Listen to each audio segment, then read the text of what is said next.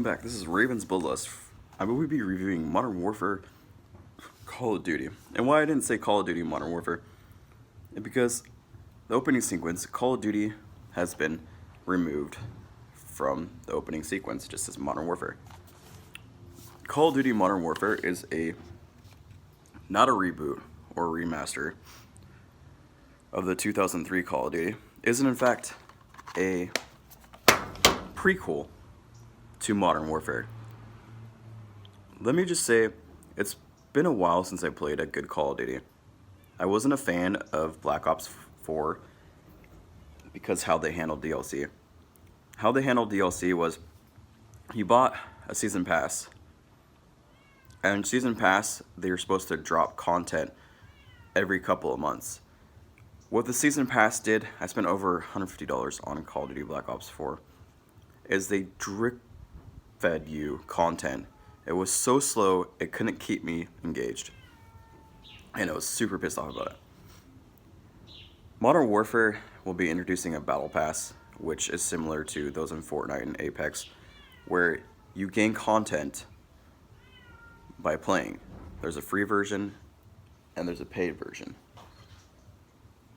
And in both versions, you earn cosmetics for your weapon and your operator.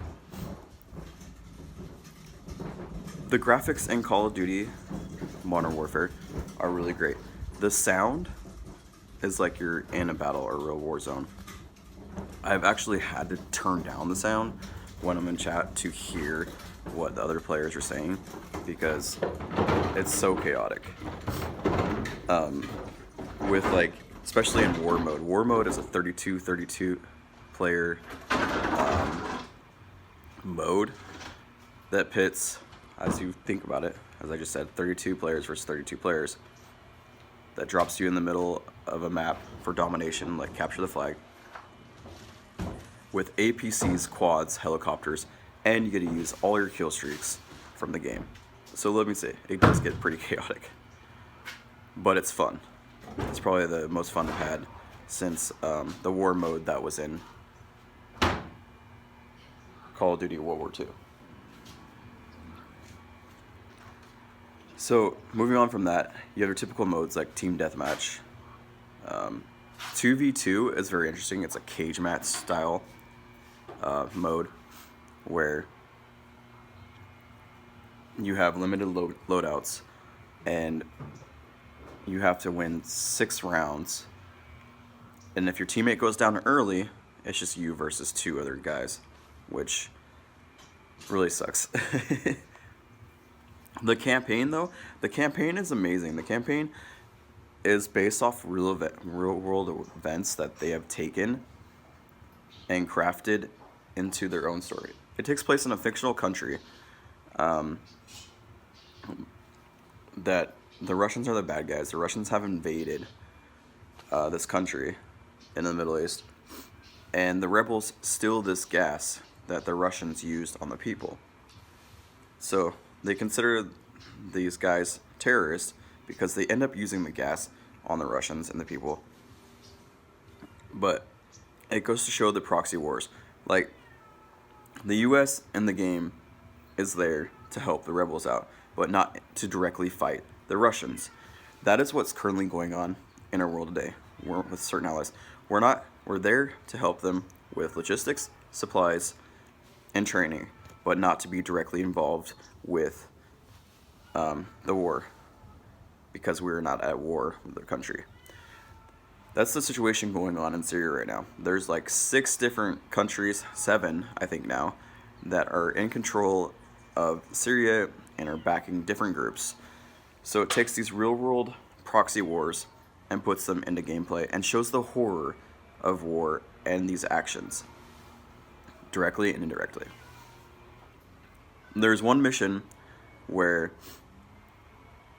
it shows after the Russians gas that you have to climb through a graveyard of these people and what they're doing and stuff, and they're starting to get rid of the bodies.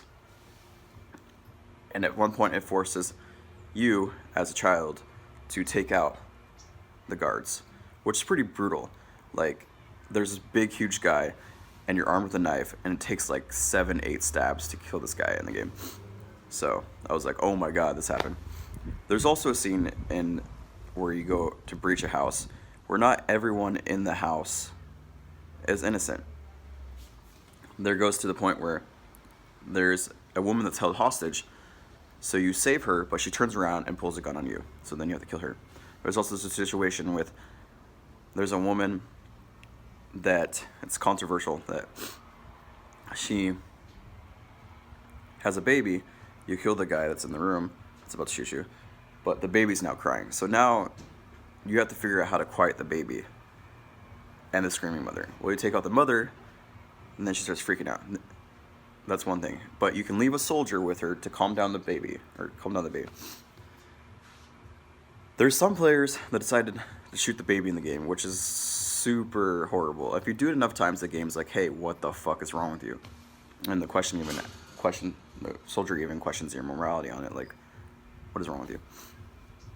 There's also the Highway of Death, which, if anyone knows, you can look up the First Call 4, which there's like 350 soldiers, and there's US, Canada, British, and I think French, where the Iraqi soldiers had their tanks and their vehicles on this highway, and we just wiped out the whole guard.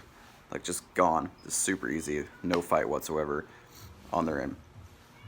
And I was able to basically take out Saddam's guard the first time. That was First Call 4. Besides its controversies and everything, it is still a really great game.